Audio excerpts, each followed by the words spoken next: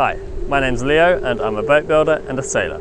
A few years ago I bought a very old and quite famous wooden sailing boat for the price of $1, and since then I've been rebuilding that boat from the keel up with the help of a lot of amazing people.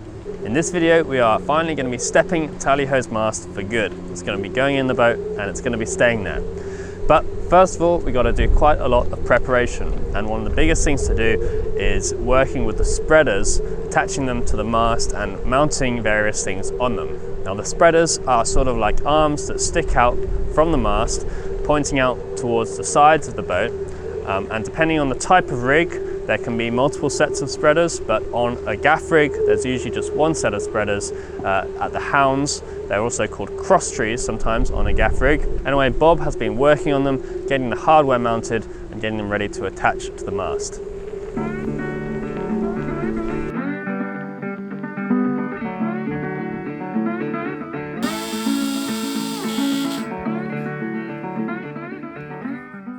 The shroud that this spreader is spreading will be secured here, and this helps transmit that compression load into the end of the wooden spreader without making it want to split or deteriorate. Kind of protects everything.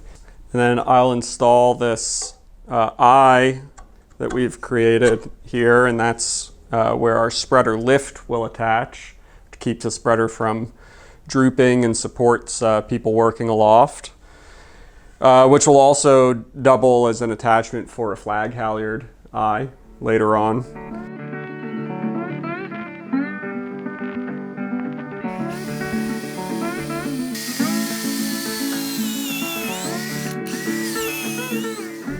Now there's going to be various things attached to the spreaders. There's going to be spreader lights, which are downwards facing lights which light up the deck. This can be really useful for working on deck, either at anchor or while sailing, and it can also be a nice luxury if you're, say, having dinner on deck or something like that. There's also going to be a radar mounted on top of the port side spreader, and that's going to need a custom bracket. There's also going to be a VHF antenna mounted up there. That's a fairly short range radio, but it's line of sight, so having the antenna high up is a huge advantage. Now there's a lot of different ways of attaching spreaders to masts. Sometimes the spreaders are one piece that go all the way through. Sometimes they are swept and two pieces. Sometimes they are articulating. Our spreaders are straight, so they are directly opposite each other and at right angles to the center line of the boat. But for various reasons, we have them in two parts, so they're separate pieces rather than one piece that goes all the way through. And for various reasons, we decided to attach them to the mast with some bronze brackets.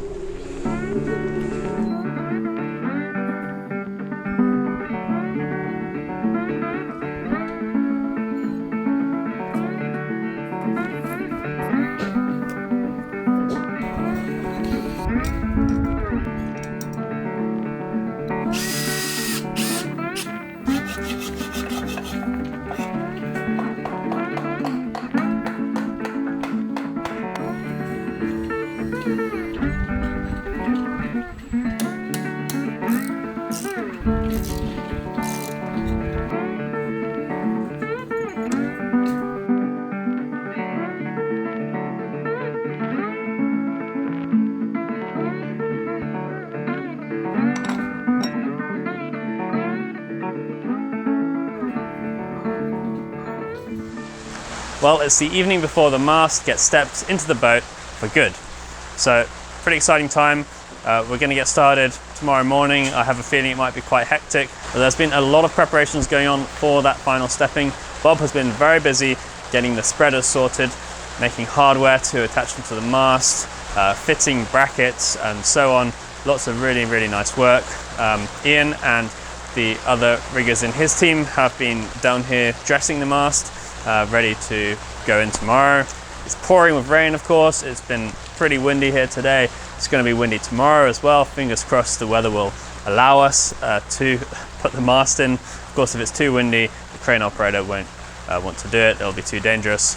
So this should be a really exciting and happy time, and it is, but it's also pretty stressful, not only because of all the prep we've got to do, but also I buggered up my back pretty badly, and I'm in a little bit of pain and mostly just frustrated that I can't really do much work right now. Also, we're on a time crunch with getting the mast in because We're supposed to do that in the morning, and in a couple of days I'm supposed to be flying back to the UK to visit friends and family.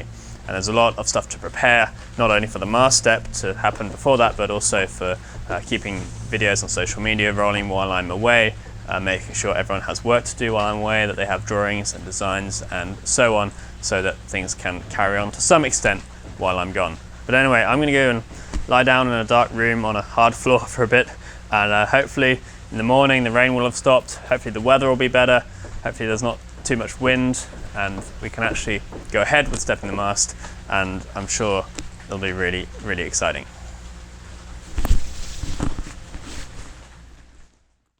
As you guys know, costs on this project have been going up and up, so I'm delighted to say that this episode is sponsored by Factor. Factor delivers pre-made, fresh but never frozen meals right to your doorstep. Oh, Patrick, what are you doing? I'm just so hungry. Leo won't let us leave the shop long enough to cook food.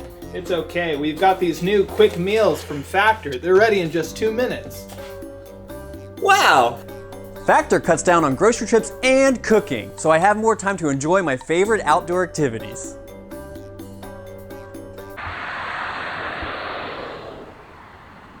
Factor employs dietitians who work hand in hand with their kitchen to ensure that every meal is made from scratch with nutritious ingredients.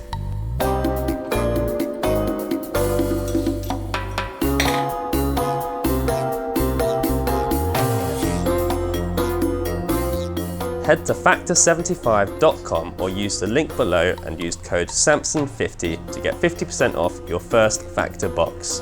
And big thanks to Factor for sponsoring this video.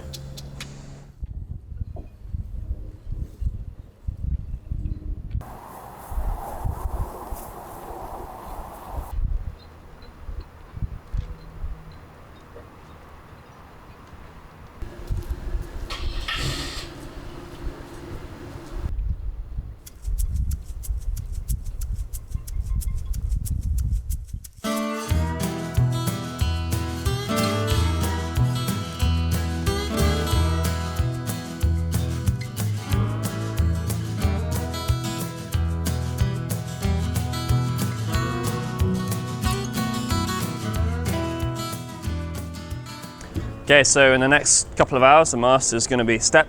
It's going to be right behind me here. And I know there's been a lot of interest and discussion about the coins that often get placed under a mast for good luck. This is a really old tradition which has been going back since Roman times. Often a coin or several coins were put under a mast, and there's various theories as to how the tradition started. Most of them involve the coins providing good luck, and perhaps if the ship sinks, affording the crew to be able to pay their way into the afterlife. There's also some theories about the copper in coins helping to prevent rot in the base of a mast. Tally-ho's mast originally very likely would have had some kind of coin stepped underneath it. That of course was long gone by the time I got the boat. But we are going to be putting a couple of coins in, and it's been a hard decision. A few people have sent me coins, which has been very kind, and it's been hard to decide which ones are the most fitting, but we have decided I'm going to put 2 coins under the mast. One of those coins is a British silver shilling from 1910, the year that Tally-ho was originally launched, and it's got King Edward VII on one side, and it's got a lion on the other side. That coin, of course, represents Tally-ho's history, where she was originally built, where she came from. And then the other coin is going to be an American coin. It's a gold $10 coin from 2023 this year, and it's got an eagle on one side and it's got Lady Liberty on the other side. So I think that's pretty cool, and that of course represents the rebirth of Tally-ho, the rebuild in the United States, and the new materials which have gone into getting this boat closer to the water again. Okay, so what's happening today, Ian, and crucially, are we ready for it? Are we ready? We're putting the rig in Tally-ho for the second and final time. A little bit of a drizzly autumn morning here in PT, but it feels good. Last minute details, we're hanging the standing and the running rig on the mast, putting some of our climbing gear so we can get up and free the crane, do some other details up there. I expect the crane will be here in about 5 or 10 minutes. Feels pretty good. For our crew, it's been a long time coming. I think we first started chatting with you a little over 2 years ago, best guess. So lots of design time and thought time and fabrication time, and it all kind of culminates right here. As many times as we've done this and as many times as we've done it right, there's still always a little bit of anxiety on these mornings. It'll work, we're pretty excited. Super excited to be right here at this moment. Pivotal for the boat. What is this line for? This is going to be a force stay to move the mast back and forth to adjust rake and stuff. Joe? Last minute wiring, Leo. Uh-huh. Why do it? Why do it today when I can put it off till tomorrow? What are you wiring? These are the spreader lights. And yeah, we gotta get little wires hooked into big wires. Yeah.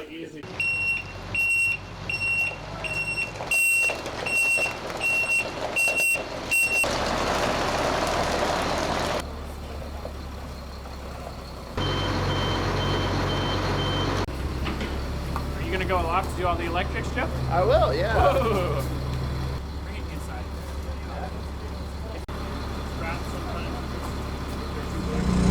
Okay, well the mast is ready to go up. Joe's doing some last minute wiring behind me, pulling the wires through the chase inside the mast. And you'll also see on the ground over there are the mast hoops. Now those are steam bent ash rings which the luff of the gaff sail will attach to, and that's what holds it close to the mast. This is the traditional way of making them, and they actually have to go on the mast before the mast goes up, because once it's up there's no way of getting them on. At least that's true if they're already constructed like these ones. You can actually steam and bend them on in place and rivet them up against the mast, but of course it's a lot harder to do that than to make them on the bench. A few of us had forgotten that these had to go on before the mast goes in. It was only last night while I was lying in bed trying to sleep that I suddenly remembered mast hoops. So get these on and lash or take them out of the way, and then finally when the sail gets bent onto the mast, it'll be lashed to the mast hoops.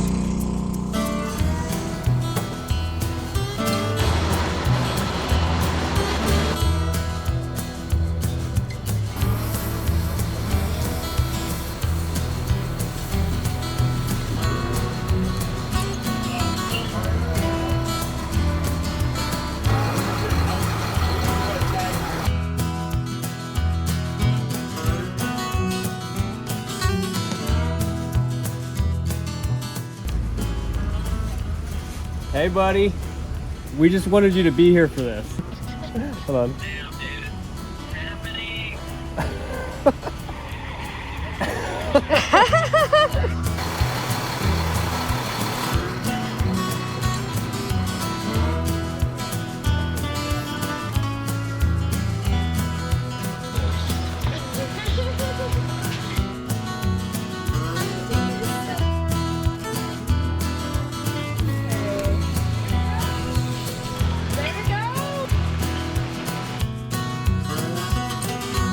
Okay, this is the moment. The coins are going in the mast step.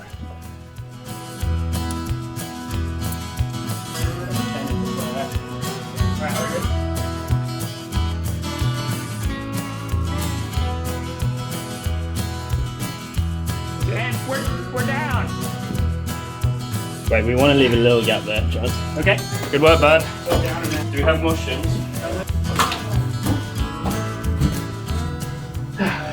Alright, let's give it a pub. Okay, the mast is in. It's seated down on the step. The coins are in. My booties are really cool. And next we just got to put the wedges around the mast partners to locate the mast. Those will be temporary wedges for now while we actually get the rake of the mast and the set or the starboard. We get all that correct. And then we've got to put the shrouds on, and then we'll be good. Then we can go sailing. So while we were FaceTiming Patty, he is traveling to Copenhagen right now and trying to get on a plane, and was on a train and missed his stop. Because we were FaceTiming. Yes. Very cute. Was he happy to be FaceTime? Yeah, Patty was really glad that he could still see the mast step. So cute. It was very cute.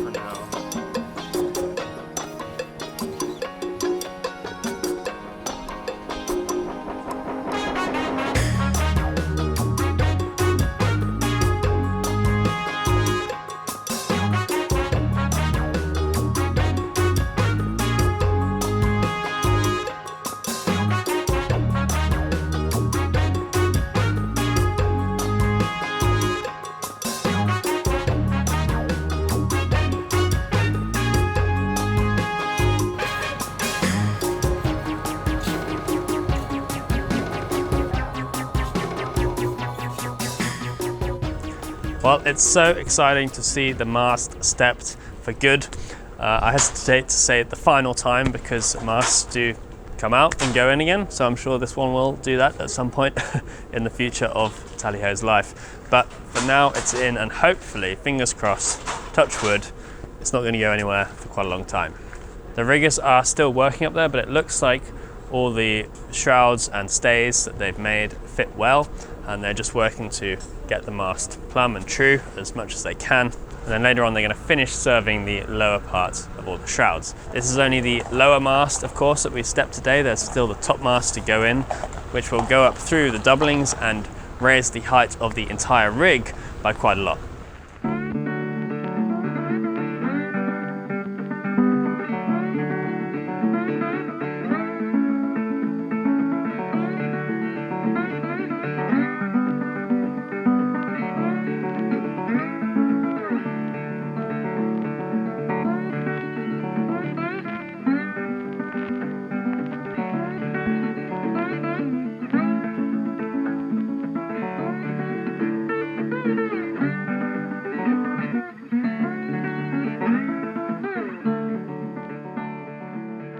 Well, the mast has been up for a few days now and it looks fantastic, but there is still a huge amount of work left to do on the rig alone. Of course, there's all the other spars, the top mast, which I just mentioned, and also the boom, the bowsprit, the gaff, and then all the running and standing rigging which supports and controls the spars and the sails. And then there's the sails themselves, and that's all just in the rig department. There's still a huge amount of work to do elsewhere on the boat, including a lot of interior woodwork, a lot of systems work, a lot of hardware to make and install on deck and elsewhere.